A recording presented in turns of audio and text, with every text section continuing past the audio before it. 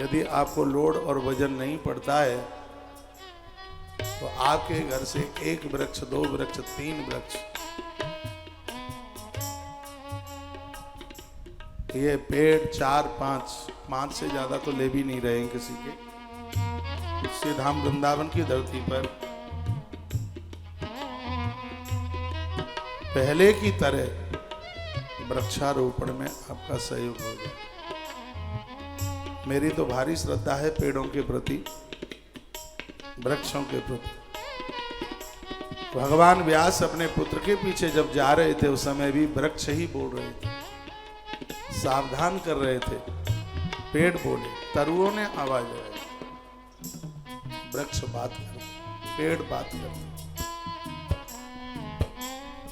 2004 की बात है, मुझे जॉइंडिस हो गया था, पीलिया जिसे बोलते हैं। भगवान करे द्वारा कभी भी ना हो, ना पहले कभी हुआ था। अपनी थोड़ी उसमें लापरवाही थी, भींगता रहा। बारिश का समय था, एक महात्मा जी ने कथा कराई चौड़े में, MP में, मध्य प्रदेश में। लंबी कथा थी, गुरु पूर्णिमा का समय था, चौड़ा था, बिल्कुल पेड़ था, जंगल, ऊपर से पानी की धार गिरती रही। तो हमने व्यासपीठ छोड़ी नहीं और रोज पानी गिरता था, रोज भींगते रहे। तो स्वास्थ्य वो ऐसा गड़बड़ हुआ, पीलिया हो गया। दिक्कत हो रही थी, पीलिया तो सीधा जॉइंडिस तो लीवर को अटैक मारता है। तो मैंने एक महात्मा जी को कहा मुझे बड़ी दिक्कत हो रही है, परेशानी हो रही है और अब तो फीवर आने लगा है, बुखार उतरता नहीं। तो उन्होंने कहा ऐसा करो, तुम किसी पेड़ से रोज जाकर के मिला करो, तुम्हारा बुखार पेड़ ले लेगा। पहले तो उनकी बात सुनकर के मुझे हंसी सी आई, ये विनोद तो नहीं कर रहे, लेकिन ये विनोद नहीं कर रहे थे वो। उन्होंने कहा और मैंने किया, मैंने कहा हे वृक्ष देवता, अब मुझसे बुखार झिलता नहीं है, मेरा बुखार आप ले लो। सच मानिए मेरा बुखार उस पेड़ ने ले लिया। ये बात मैं कह रहा हूँ, हाँ मुझे पागल समझ रहे होंगे, लेकिन मैं पागल नहीं हूँ, कपड़ा नहीं फाड़ता। ये बिल्कुल सही है कि मेरा बुखार वृक्ष ने ले लिया। पीलिया तो एक तालाब में नहा करके मैं ठीक हो गया, रोहतक के पास में वो तालाब पड़ता है, रोहतक हरियाणा में, लेकिन बुखार बिल्कुल जड़ से खत्म हो गया। आप ग्रंथ की बात तो मानेंगे, पितामह भीष्म ने कहा था युधिष्ठिर, जो वृक्षों का दाता है, जिसकी तरफ से पेड़ लगे हैं, वह वृक्ष अपने दाता का पिंडदान करने के लिए श्री गया जी तक पहुंचते। इसलिए 10 पुत्रों को पालना, एक पेड़ लगाना एक बार। वृक्षों के प्रति अपनी पूरी श्रद्धा रखिए, पूरी श्रद्धा आप पेड़ों के प्रति रखिए। आज अंधाधुंध पेड़ कट रहे, लग तो नहीं रहे, कट ज्यादा रहे। बिल्डिंगें, इमारत बन रही हैं, सड़क बनती है, बड़े बड़े हाईवे, कितने पेड़ों की जान चली जाती है, कितने वृक्षों के प्राण चले जाते हैं। पेड़ बोलता है। तुलसी वन आश्रम की बाजू में सड़क पर एक पेड़ खड़ा है, बिल्कुल बीचा बीच, एक्सीडेंट आज तक होता नहीं उस पेड़ से, चाहे कोई दिन में आवे चाहे कोई रात में। ये भी सुन के आप अचंभा मानोगे, उस पेड़ को कोई काटने की तैयारी करता है, अंदर से आवाज आती है मुझे मत काटो, मुझे मत काटो। लगता है कोई महात्मा ही। 2 पेड़ हैं वृंदावन में, एक है नीप करोली आश्रम के पास में, एक तुलसी वन आश्रम के पास में। जब भी उसको हटाने की कोशिश करिए, जब अब के बार आप वृंदावन आओगे तो ये पेड़ मैं बताऊंगा आपको, बहुतों ने आप देखा भी होगा, आप वहाँ गए, पेड़ भी नीम का है, नीम का पेड़ है और बिल्कुल ठीक बीच में खड़ा हुआ है। कुछ गाड़ियाँ इधर से चली जाती हैं, कुछ इधर से चली जाती हैं, वो किसी को कोई नुकसान नहीं पहुँचाता। उसको कोई काटने के लिए आता है तो वो सड़क बनाने वाले आए, एक बार नहीं कई बार आए, वो यही कहता है मुझे ना काटो, मुझे ना काटो, ऐसा आवाज होता है उसके अंदर से।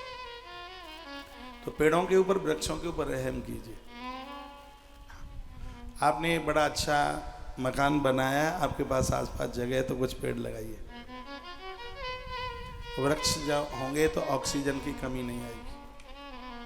पेड़ मुस्कुराते हैं आपको देख के, पेड़ों से रोज मिले, वृक्षों से। मैं यहाँ से जाता हूँ, गौशाला जाता हूँ, कुछ पेड़ वहाँ जामुन के लगे हैं, कुछ नींबू के हैं, बेल के तो बहुत पेड़ हैं, पीपल बरगद भी है, पाखर भी है।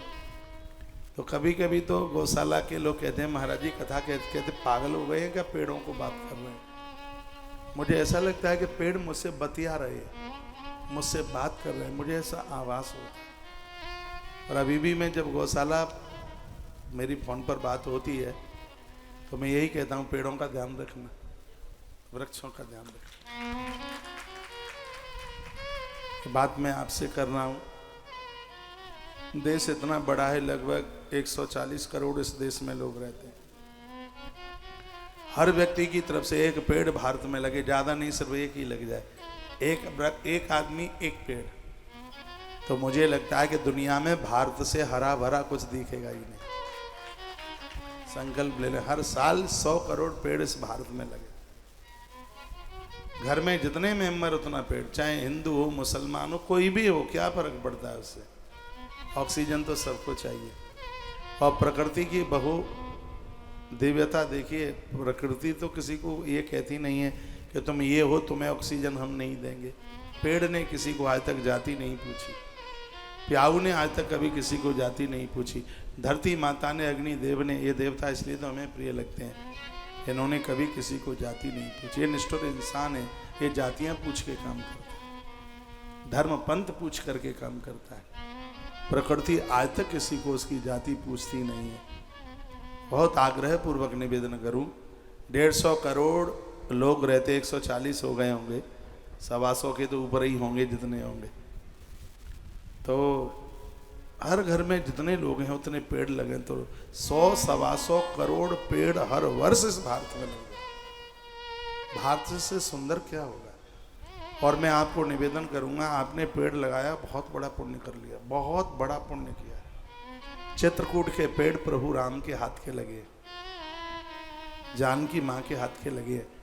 निषाद राज गुहू जब भरत को ये बात बता रहे थे तो भरत रो पड़े थे। रामायण में आगे कथा आती है, कहा वो देखो वो पीपल बरगद तुलसी वो सब दिखाई दे रहे हैं ना, प्रभु राम और माता जानकी के हाथ के लगे हुए हैं। हमने और भैया लखन लाल ने इनमें पानी डाला, इनमें जल डाला।